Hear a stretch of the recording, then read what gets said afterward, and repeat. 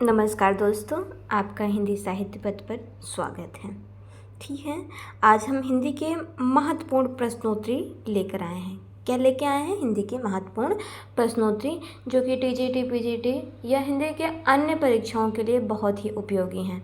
ठीक है, हम चलते हैं अपने प्रश्नों के संकलन की तरफ। पहला प्रश्न है ईश्वर और बाजार। पहला प्रश्न क्या है? ईश्वर और बाजार नामक काव्य संकलन किसका है? आपको बताना है कि ईश्वर और बाजार नामक काव्य संकलन किसका है। पहला ऑप्शन है एकांत श्रीवास्तव का है, दूसरा ऑप्शन है मंगलेश डोबराल जी का है, कि तीसरा ऑप्शन है उदय प्रकाश जी का है, कि चौथा ऑप्शन है अरुण कमल जी का। आपको सही उत्तर बताना है। सही उत्तर का आप लोग चयन कीजिए कि ईश्वर और बाजार नामक काव्य संकलन किसका है। तो आपको बताना है सही उत्तर। इसका सही उत्तर क्या है? ये अरुण कमल जी का है। किसका है? अरुण कमल जी का काव्य संकलन है। बहुत महत्वपूर्ण प्रश्न है।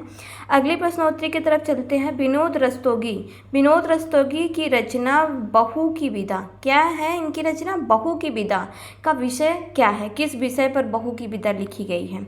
तो इसका सही उत्तर बताना है आपको। ये सामाजिक प्रथा पर लिखी गई है, कि धार्मिक अंधविश्वास पर लिखी गई है, दलित राजनीतिक दलित पर लिखी गई है, या दलित व्यवस्था पर लिखी गई। आपको सही उत्तर बताना है कि विनोद रस्तोगी की रचना बहू की विदा किस विषय पर लिखी गई है।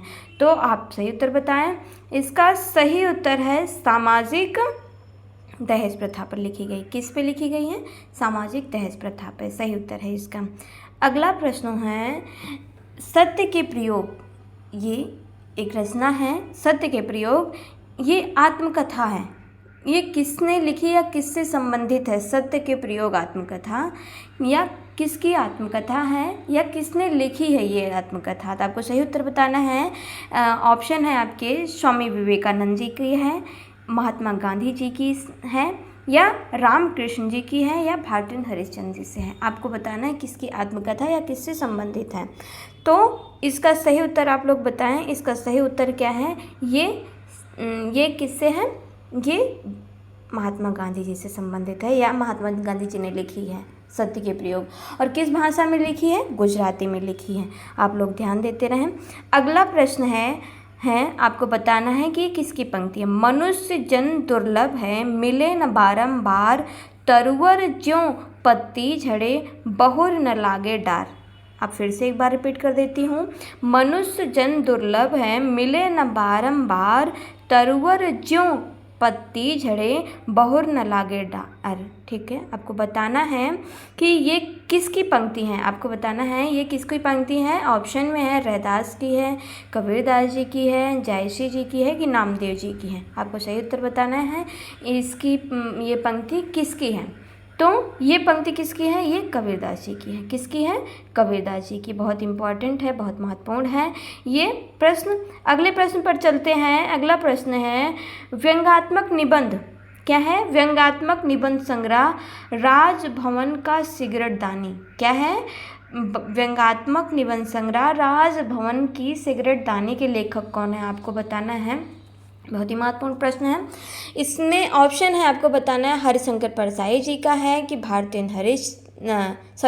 हरिशंकर परसाई जी का है, कि शरद जोशी जी का है, कुबेरनाथ राय जी का है, कि श्री नारायण चतुर्वेदी का है। आपको बताना है व्यंग्यात्मक निबंध है राजभवन की सिगरेट दानी के लेखक कौन है। आपको सही उत्तर बताना है। बताइए आप लोग। अब इसका सही उत्तर क्या है? नारायण चतुर्वेदी की है। किसकी है? श्री नारायण चतुर्वेदी की है। बहुत अच्छी क्वेश्चन है। अगला प्रश्न है अबला के भय से भाग गए वह हमसे भी निर्बल निकले। वाह, कितनी सुंदर पंक्ति है। अबला के भय से भाग गए वह हमसे भी निर्बल निकले। ये पंक्ति किस रचना से ली गई है, या किस रचना से ली गई, या किसके द्वारा, ये किसके लेखक की है? तो आपको बताना है अबला के भय से भाग गए वह हमसे भी निर्बल निकले। ये यशोधरा से है, कामायनी से है, साकेत से है, कि पंचवटी से है। आपको सही उत्तर बताना है कि ये पंक्ति किसकी है। अबला के भय से भाग गए वह हमसे भी निर्बल निकले। अक्सर ये पंक्ति कामायनी की लगा देते हैं लोग, लेकिन ये कामायनी की नहीं है। ये किसकी है?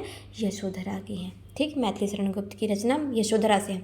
ठीक, अगले पे चलते हैं। अगला क्वेश्चन है आप ये काव्य शास्त्र से है, महत्वपूर्ण प्रश्न है। गुण विपर्यात्मनो दोषा, विपर्यात्मनो दोषा किस, यह दोष किससे संबंधित आपको बताना है। गुण विपर्यात्मनो दोषा किससे संबंधित, आनंदवर्धन से, कि वामन जी से है, कुंतक जी से है, कि भामाक से है। आपको सही उत्तर बताना है।